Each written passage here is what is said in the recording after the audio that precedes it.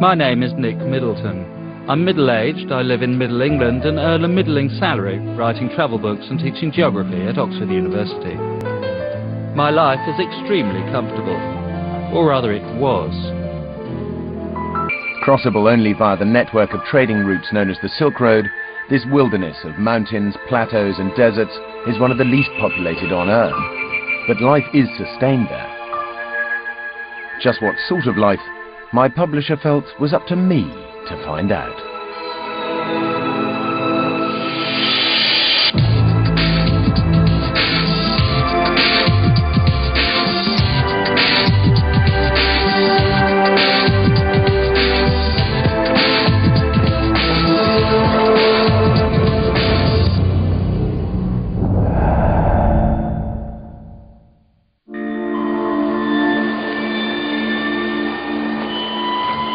My journey begins in the mountains of heaven and will end at the gates of hell. Now, I'm a geographer, and I've always been intrigued by the delicate balance of existence in arid lands. Here, water is the key to life. When it's well managed, even marginal environments flourish. But when it's mismanaged, the consequences can be catastrophic.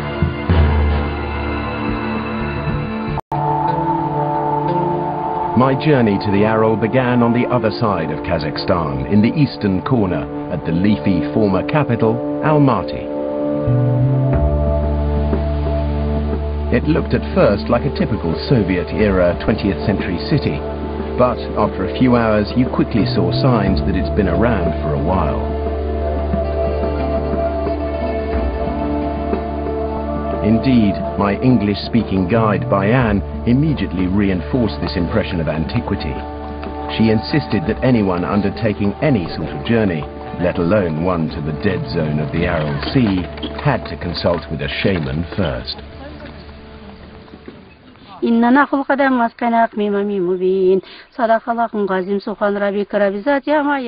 were in what is officially a modern Muslim nation, but according to Bayan, healers and witch doctors like Jībek still abound. Can you tell her I'm heading towards the Aral Sea and ask if she can offer me any help or advice? Мен Арал жаққа қазір бара жатырмын. Сонда сіз маған бір сөз айтып бере аласыз ба? 2 жыл космос оқыдым тағы онда өтіп те. Жібек said that she prayed for you and she will be praying all your way to the Aral Sea. She can help you with remedy like a knife and other Kazakh traditional healing. Healing with a knife? Yes. Why not? Okay, as long as she's careful. How big's the knife?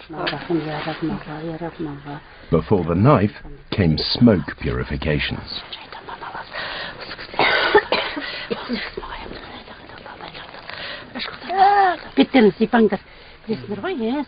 There were plenty of takers at Jībek's session. The collapse of the Soviet machine, with its employment, housing and pensions, had led to a huge surge in demand for shamanic skills.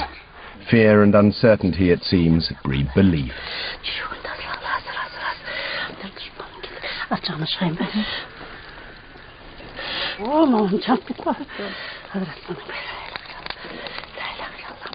As the smoke cleared, Jībek's knife came out.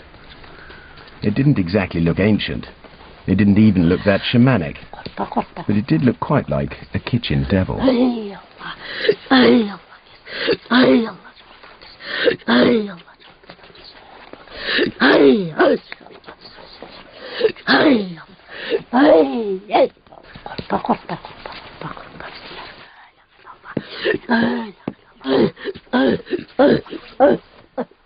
The healing ended with my arteries thankfully intact, but we weren't allowed to leave until we'd listened to a serenade from a man dressed in the Arsenal 2002 away strip. Сөйлетілім алаңдама тартынба, назағайдай шындықты айтып жарқылда, қалай ғана өмір сүрдім дей алам, қалмаған соң бір ауыз сөзі қалқымда. Surfing on a wave of Jībek's protection, I set off on my 2,000-kilometer journey due west across this vast Central Asian republic to the Aral Sea. Along the way, if our rickety-looking jeep hung on, I was hoping to see how the people survive here. For as you go west, so it gets drier, and water plays an ever more important role. But first, this is the steppe, the term for the rolling grasslands of Central Asia, which seem to go on forever and ever. I'd left Bayan to her shamanic devices in Almaty, but had hired Altai Zatkanbiev to translate for me as we headed west. This road is typical Kazakh highway. It's not so good as the European highway.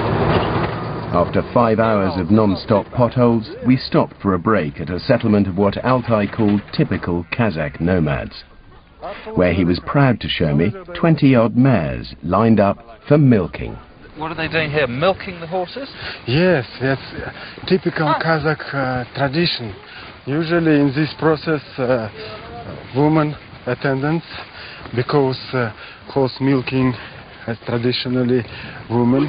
This milk using by local Kazakh people, it's necessary special preparation with use special bacterium. Are they fermented? Yeah, fermented, exactly. So it's slightly alcoholic when you drink it? Yes. Though it was balmy here in July, in winter temperatures on the steppe plummet to 40 degrees below. Cows can't handle life that cold, but these seemingly fragile horses are fine, and without their meat these people would find it hard to survive. Doubtless the horse milk beer helps keep the chill out too. My first contact with the Kazakhs of the steppe couldn't have been more tranquil, and I was beginning to think that the stereotypical image of the fierce steppe warrior was obviously outdated, which only goes to show how wrong you can be.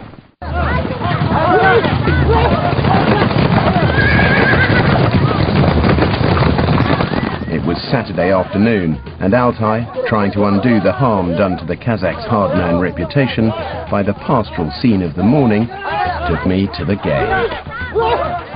This is Kokpa. It starts with the beheading of a live goat and gets progressively more violent as the fun continues. It's thought to have been invented by Genghis Khan's followers as the ultimate test of man and horse.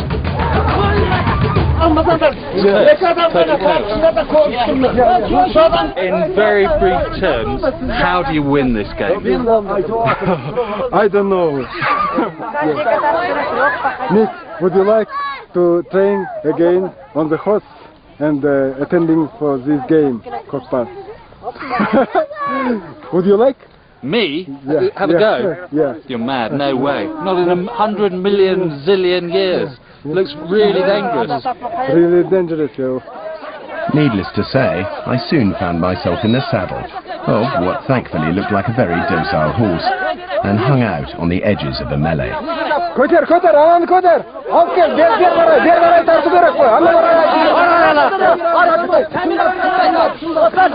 My horse seemed only to want to go backwards, much to the amusement of the spectators. When it came to the final game of the afternoon, I was still in the saddle.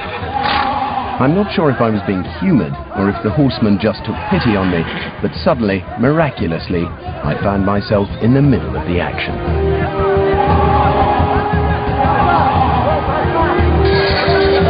Though as soon as I was gifted the goat, they got tough, and I headed for the touchline. Total madness. I mean, they really go for it. And when I actually look, still got a bit of the goat there in my hand. And I had a good hold of it, but then two other guys came from nowhere and